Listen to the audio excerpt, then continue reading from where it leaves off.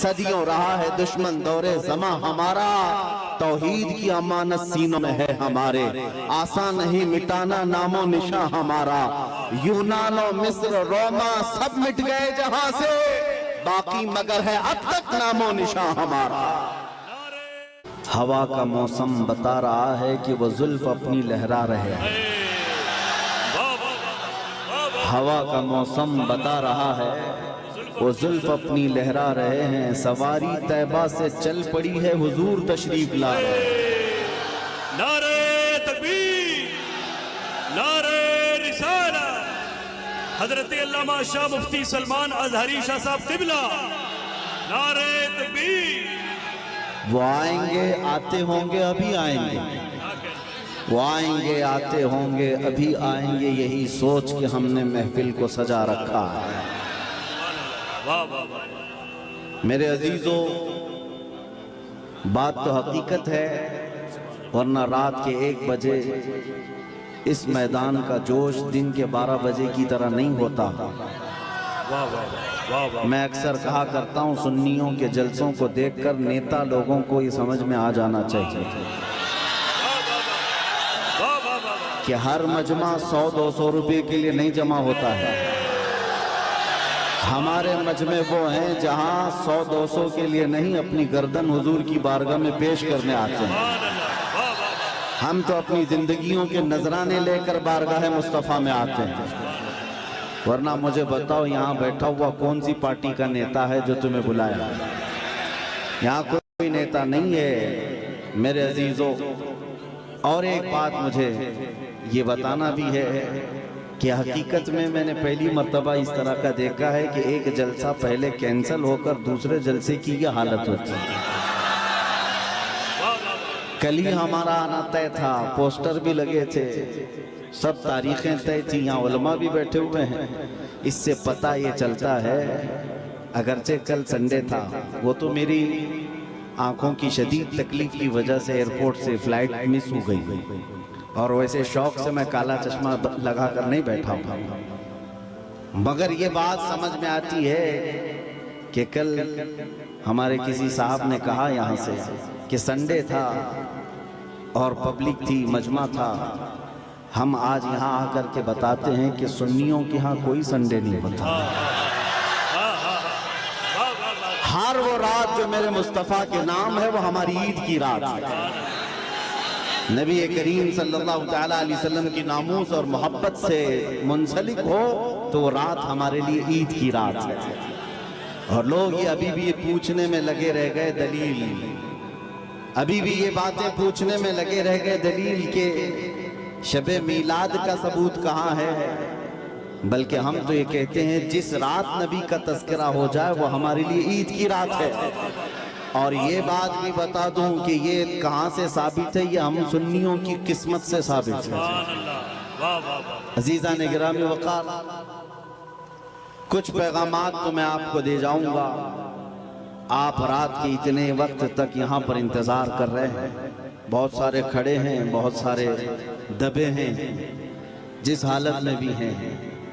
लेकिन इतना मैं ज़रूर चाहूँगा कि जाने से पहले यहाँ अगर कोई 80 साल का बूढ़ा भी हो तो 25 साल का बन करके ज़रूर जाए, इसलिए कि मोहम्मद के ग़ुलामों में बुढ़ापा आ नहीं सकता।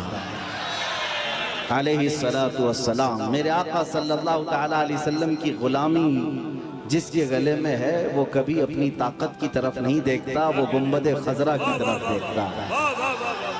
इसीलिए मेरे अजीजों, जवानी तुम्हारे अंदर हमा वक्त रहे, लेकिन चीख पुकार करने के लिए नहीं, अपने ईमान पर इस्तिकामत के साथ खड़े रहने के लिए। तुम्हारी जवानी हो अपने दीन पर कायम रहने के लिए और अपने नबी की अजमत का झंडा बुलंद करने के लिए।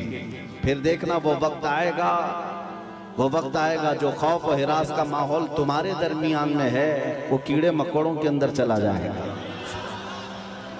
और वैसे भी आज ही की बात है, आज ही की बात है, कुछ पाखंडियों को दिल्ली की सरजमीन पर प्रदर्शन करते हुए देखा।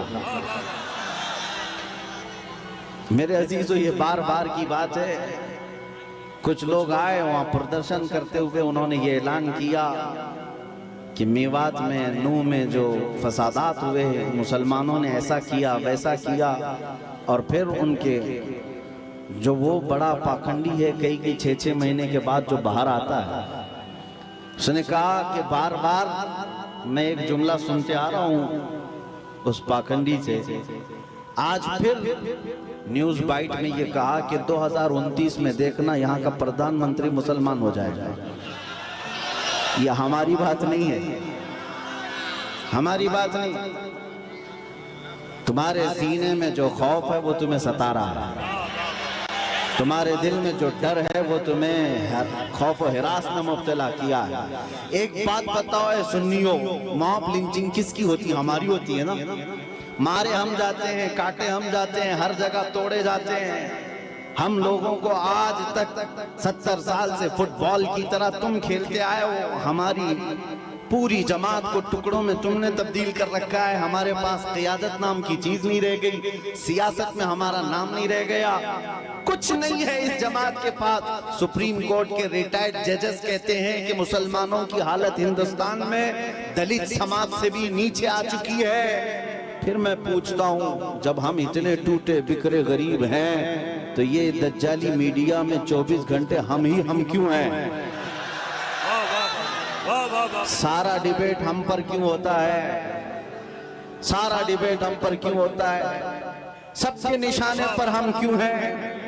मेरे अजीजों, क्या ये अकल में आने वाली बात नहीं है तुम्हारी? तुम सोचते नहीं अगर हम कुछ नहीं है तो जिक्र इतना क्यों है? क्या कहने? जो कुछ नहीं है उसका जिक्र होना ही नहीं चाहिए। एक तरफ तो तुम कहते हो इनकी तादाद बहुत कम है, ये टूटे बिखरे हुए हैं, पंचर पुत्र नाम से भी तुम पुकारते हो, लेकिन पूरी इतनी बड़ी मेजॉरिटी कौम को अगर किसी कौम से डराते हो तो हम ही हैं। तुम्हारे पास डराने के लिए कोई और ताकत नहीं, मुसलमानों को लेकर डराते हो।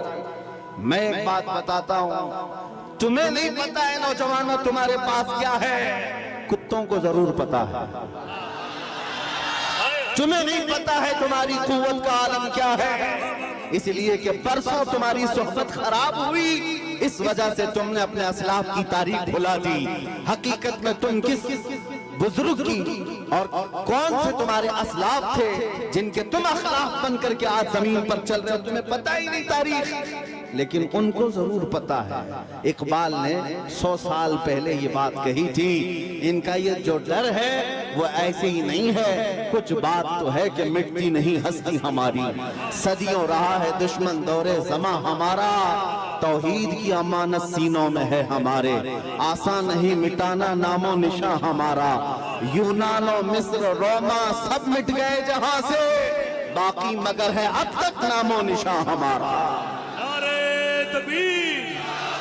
नारे रिसालत, ख्वाजा का हिंदुस्तान। काश ये नौजवान मुसलमान समझ जाते कि हमारी अपनी ताकत, हमारी अपनी हैसियत क्या है। तुम्हारा एक ही तारुफ में बताता हूँ, अपना किसी से इंट्रोडक्शन कराना तो इस बात से कराना जो इकबाल ने कहा था, आबरूए माँ जना में मुस्तफास्त। हम सबकी इज्जत आबरू मुस्तफा के नाम से है। हम उनके दरबार के गुलाम हैं, हम उनके दरबार के अदना खादिम हैं, और हमारा सब कुछ उस दरबार से वाबस्ता। यही हमारी वैल्यू है, यही हमारी हैसियत है। और अगर तुम अपना अलग अलग इंट्रोडक्शन कराओगे, तुम्हारी पेशानियां घिस जाएं, तुम्हारी जिंदगियां खत्म हो जाएं, तब भी तुम्हारा नाम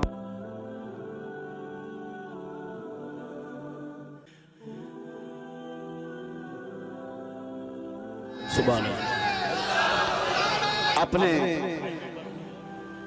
अपने मुताल्लिक खुद के नाम से अगर कोई कहता है, मैं अपनी जिंदगी में मेरे बाप से, मेरे चाचा से, मेरे दादा से, फलां से इतना बड़ा बन गया, वो बहुत जल्दी खत्म हो जाता है।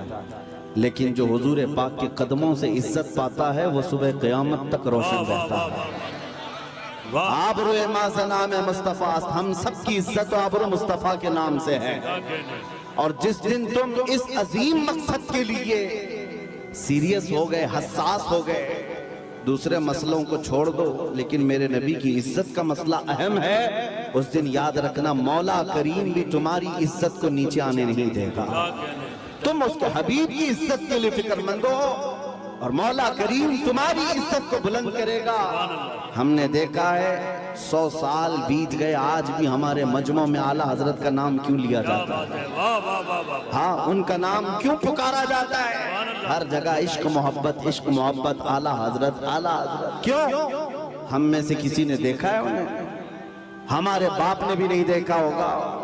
जमाना बीत गया लेकिन नाम रोशन है, इसलिए कि आला हजरत ने जिंदगी भर अपने बाप के, अपने दादे के, अपने खानदान के कसीदे नहीं पढ़े, बल्कि जब भी उन्होंने जुबान खोली है तो कहा है सरवर कहूं कि मालिक व मौला कहूं तुझे, बाग़े खलील का गुले ज़ैबा कहूं तुझे, तेरे तो वस्फ़ तनाही से हैं बरी, हैरान हूँ मेरे शाह मैं क्या क्या कहूं तुझे, लेकिन रज़ा ने खत्म सुखन इस पे कर दिया, खालिक का बंदा खल्क का आका कहूं तुझे। जिस आला हज़रत ने मुस्तफ़ा करीम के गुन गाए और उनके नगमात गाए, रब ताला ने उनका नाम भी जिंदा रखा है और कलाम भी जिंदा रखा है।